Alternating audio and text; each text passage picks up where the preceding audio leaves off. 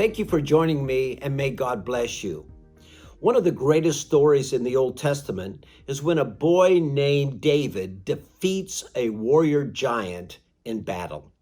By God's power, David brought great victory to the people of Israel. Now, it is easy to focus on the final events of this battle, how David used a sling and a stone to destroy a massive warrior. And while it is important to celebrate this victory, it is equally valuable to review the challenges David experienced before his victory. Earlier, David's life was working as a shepherd in the fields when a prophet visited his family to anoint the next king of Israel. David is overlooked by everyone. Now, this had to be a great disappointment for young David, but David kept his faith in God regardless about what others thought. He just continued to trust in God. As a last choice, David is anointed to be the future king. Later, David goes to check on his older brothers who were soldiers. When David arrived, his brothers mocked him for not being qualified for the military. But this didn't bother David. David just kept doing his job as a helper. He knew that God had a purpose for him. David soon finds out about the enemy warrior named Goliath.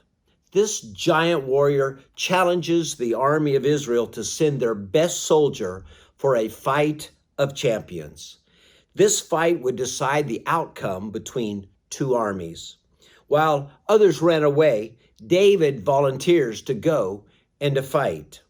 However, King Saul said, "David, you're not capable to go and to win against this giant warrior." Once again, David faces the challenge of negative opinions by others. David convinces Saul to let him go and fight this giant.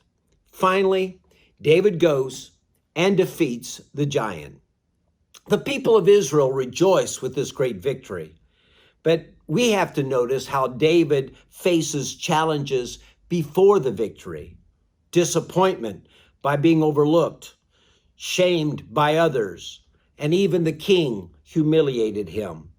But David's faith continued forward to the ultimate victory.